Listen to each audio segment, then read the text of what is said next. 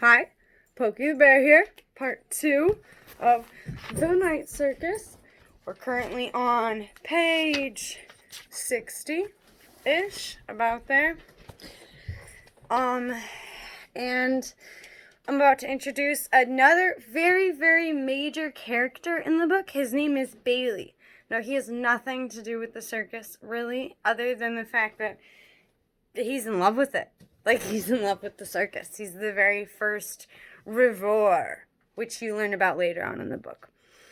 It's now 1897. The circus is in full swing. Bailey is he's a young boy, and he's not very popular among his sister's friends, but they're hanging out in a tree, and she dares him to go break into the night circus. And he does it during the day. Sneaks in. He runs into this girl who you don't know the name of at that time. And she gives him a glove. But she knew his name. And he didn't tell her his name at all. Which he doesn't think it's weird until he's halfway home with this glove to prove that he broke into the circus. That's about all I can tell you about Bailey right now. Then we go back to 1885, a few pages later, and they talk about how there's midnight dinners. Now, these midnight dinners at Chanderess's, who is the puppeteer of the circus, came up with the whole idea on his own. Now,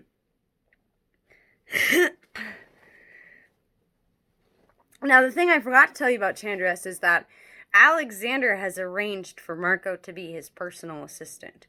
So obviously there's magic involved in creating the circus.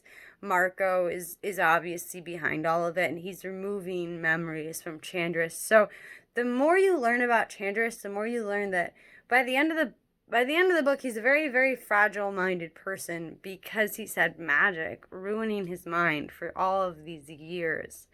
But in 1885, we cue in at midnight dinners at Chanderess's. And midnight dinners at Chanderess's are like the event. They're the event nobody gets invited to. He has entertainers, he has contortionists, he has pianists, he has anything he wants. He's got personal chefs, and there's rumors about where all these chefs came from. Some say that they're slaves that are forced to do his every whim, but they make magical food. Like, they really do. When they talk about the food in the book, I don't really want to talk about it in the video because I feel it takes away from the circus, which was my main point of the book. But when they talk about the dinners, they talk about how frivolous they are. They're absolutely frivolous. People wear the most ridiculous outfits, and the food is the most ridiculous, amazing food you couldn't imagine from across the entire globe of the world in the 1880s. So enter 1885 with midnight dinners. Now, this is the first night circus midnight dinner. We meet Padva, who comes up a lot in the book. I don't really talk about her very much, but she's a seamstress. She does all the work for the circus, for the clothes.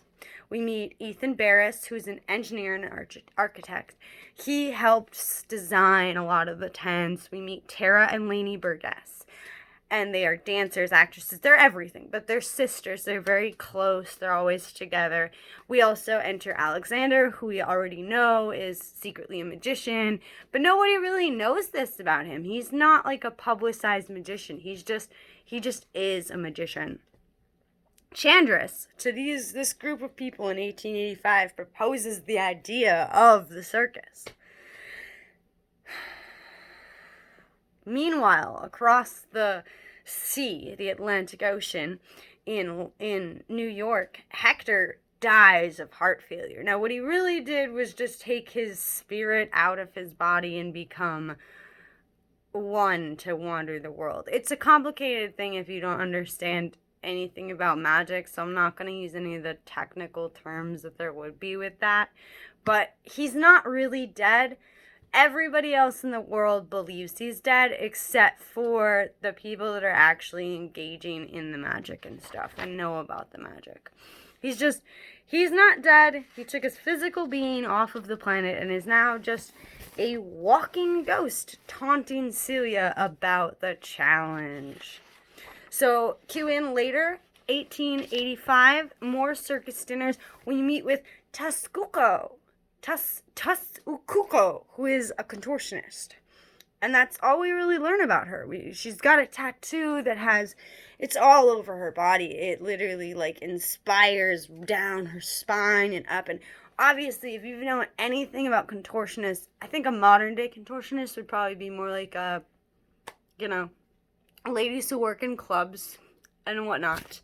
But Taskuko is a true circus contortionist. She can do amazing things with her body that look painful, and that's about all. They don't really tell you how important she actually is in the challenge and in everything that's going on. So that's all I'm going to tell you right now, because obviously, which, by the way, spoiler alert for anybody that is going to read the book, probably don't watch this video. There's a lot of spoiler alerts. Meanwhile, in Munich, Ethan Barris is finding Frederick Thiessen, who becomes a very, very important person in the publicizing of the circus itself. He is a clockmaker with extensive details for the circus clock. He makes the most beautiful clock. I'm not going to describe it, because I think if I describe it, it would take away from you if you ever were going to read the book. There's a lot of things in this book I'm just going to touch on. But in 1886, they're in London, and the whole circus lot and Marco are interviewing illusionists for the circus. Obviously, an illusionist would be a magician, and Marco himself is a magician, but nobody knows that. No one knows that. All anybody in the circus knows is that he is Chandra's personal assistant, and his only job is to take care of the circus, to make sure all the details are right with the circus. So in 1886, they're interviewing illusionists, and obviously Celia Bowen comes in because she's an illusionist, and she applies, and she gets the job because she does it with real magic, and she blows the minds of all of the people that are sitting there. Tara, Lainey, the contortionist, everyone that's there sees what's going on, but doesn't see what's going on, except for Marco. So in 1886, Marco is, 20 now, and he has learned who his opponent in this challenge is. Neither one of them understand the challenge yet, though, at all.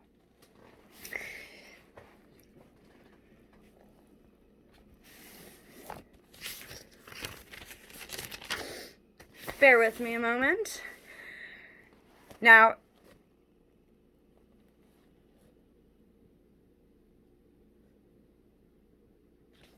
at her interview, she admits that she's the daughter of Hector Bowen. And of course, all of these people being in the performance industry are aware of who he is. Prospero the Enchanter. Oh, you're his daughter. You trained under him. This is why you're so amazing at what you do. So right after this interview, Isabella and Marco, whom have a probably forbidden relationship, considering that it's the 1800s and relationships were way different back then, but she becomes the circus fortune teller to keep an eye on Celia for Marco. That's how much she loves this man. She gives up her entire world to go join the circus to be a fortune teller when she really only reads tarot for, fun, just so she can keep an eye on the challenge in hopes that one day she can have a life with Marco. Now I'm going to skip ahead to page 107, as I have marked that there is an important thing I need to read to you guys. It is another circus room description. This one is called Fire and Light. You step into a bright open courtyard surrounded by striped tents. Curving pathways along the perimeter lead away from the courtyard, turning into unseen mysteries dotted with twinkling lights. There are vendors traversing the crowd around you, selling refreshments and oddities, creations flavored with vanilla and honey, chocolate and cinnamon. A contortionist in a sparkling black costume twists on a platform nearby, bending her body into impossible shapes. A juggler tosses globes of black and white and silver high into the air, where they seem to hover before falling again into his hands, his attentive spectators applauding, all bathed in glowing light. The light emanates from a large bonfire in the center of the courtyard. As you walk closer, you can see that it sits in a wide black iron cauldron, balanced on a number of clawed feet, where the rim of a cauldron would be. It breaks into long strips of curling iron as though it has been melted and pulled apart like taffy. The curling iron continues up until it curls back into itself, weaving in and out amongst the other curls, giving it the cage-like effect. The flames are visible in the gaps between and rising slightly above. They are obscured only at the bottom, so it is impossible to tell what is burning, if it is wood or coal or something else entirely. The flames are not yellow or orange, but white as snow as they dance. Now that is just, that's the courtyard of the circus, so you can tell like how magical they're trying to build this place up to be, like how magical it really is. They've got vendors selling these concoctions that nobody really knows what they are. They're just treats, kind of like the real circus. What's an elephant ear, you know? What's elephant ear is essentially Indian fry bread with sugar on top. I know, I've had them both. They taste really similar. They're both really, oh my god. I miss circuses and fairs. When this whole COVID thing is over, I'm gonna go to every single fair or circus that is near me. Ridiculous. It's ridiculous. I miss the circus. So, we're gonna go back to 1902. Hugh and Bailey again, who is now fighting with his family about his future. His father wants him to take over the farm. He doesn't really want to do that. His mother wants him to go to college at Harvard. He doesn't really want to do that. He doesn't really know what he wants. But on page 115, we find out kind of what he really does want. He's talking about how he goes off to his tree, and this tree is where he goes when he needs to think. He's got the glove there, hidden. From the time he broke into the circus, that's all he thinks about, is sitting in that tree and staring across the field to where those big tops were all those years ago. And at the very end of page 116, it says, when he finally looks up from his book, Bailey is so shocked by the sight, of black and white striped tents in the field that he nearly falls out of the tree, and bam, the circus is back in town, and Bailey is so happy. We then flash back, of course, to opening night, which is 1886, and we're on part 2 of the book now. So 1886, we're flashing back to opening night. Now, on opening night, everything went according to plan, except for one thing. The cat tamer's wife went into labor. The twins that are born that night are dubbed Poppet and Widget. They obviously have other names, but you never hear those names throughout the book. You only hear them called Poppet and Widget, and they have auspicious red hair, just the brightest red hair. There's absolutely nothing that they can do to hide this hair, and they can't even, that one's a boy and one's a girl, so they can't even do any of the acts that had been prepped for them to have existed. So they exist now in the circus magically on opening night, which was October 13th, for the record. So October 13th is opening night in the night circus. Marco lit the bonfire this night, and the bonfire is supposed to be protecting everyone in the circus from harm. And Celia is brought in, and the illusionists, they all actually started the challenge. They started the challenge. This challenge that they've been bound to for years has started on October 13th of 1886.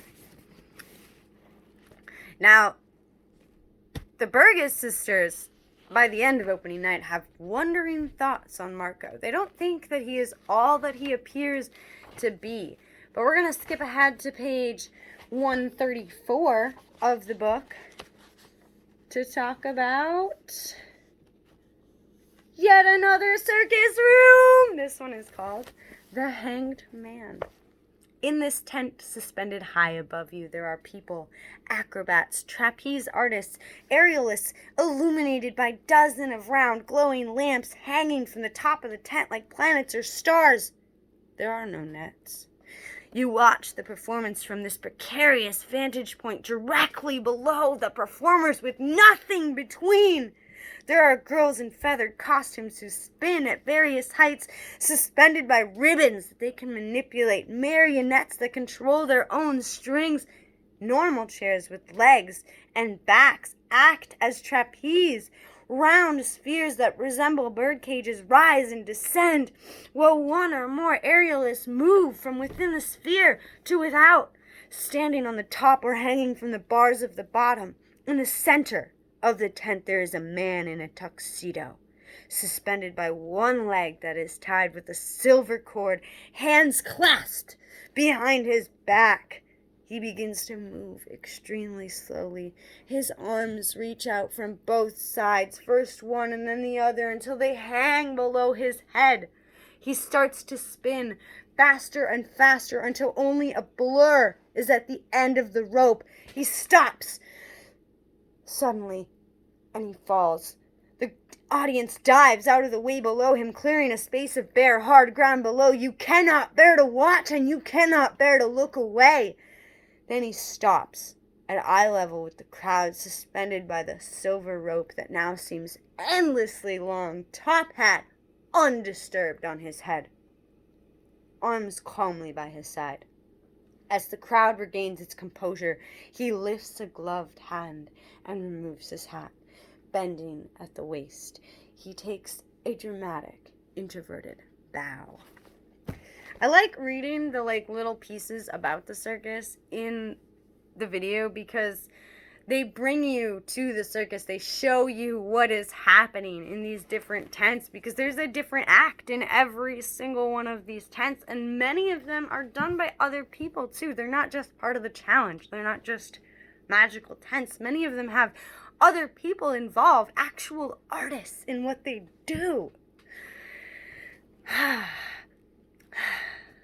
But Bailey is still falling in love with the circus. It's now 1902, and Bailey is spending every night at the circus.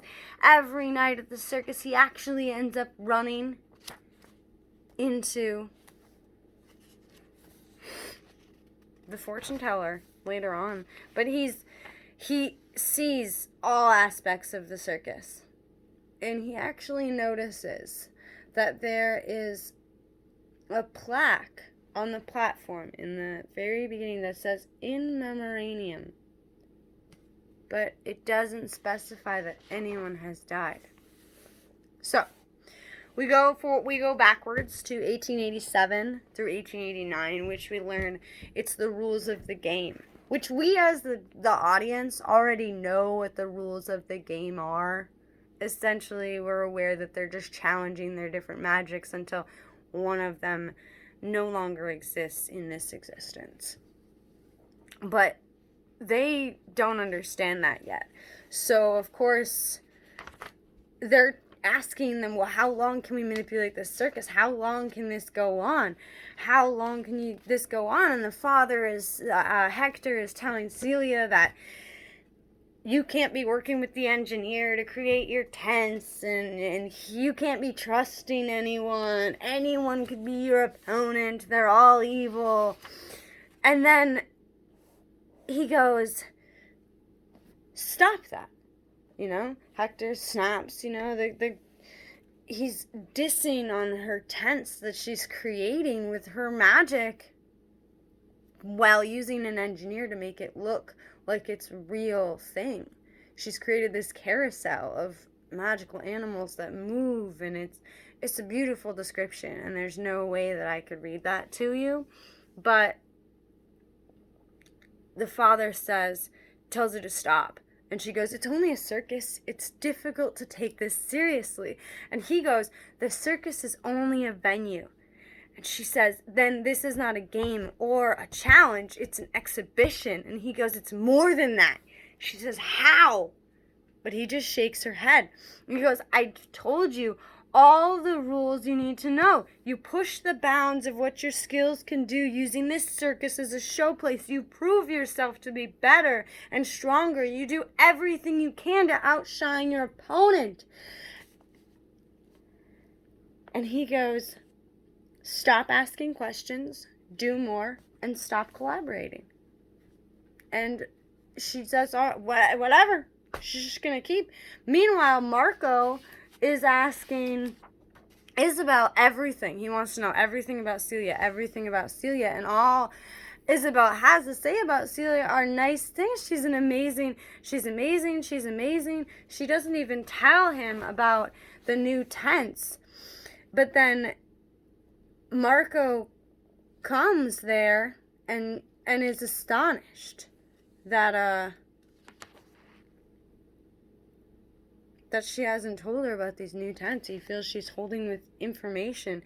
And of course, in this time, he speaks with Alexander, who talks to him about the rules of the game as well. And he gets essentially the same challenge. Stop trusting people. Stop collaborating. Stop working together. And that goes for part 2, I guess, of what I'm going to tell you at this moment. I still have quite a ways to go. We're about a third of the way through the book, The Night Circus. So this was the end of part 2. Thanks for watching. I'm not sure when I'll have the time to post part 3. I gotta actually go to my paying job. So have a wonderful day, and hopefully you pick up a book today.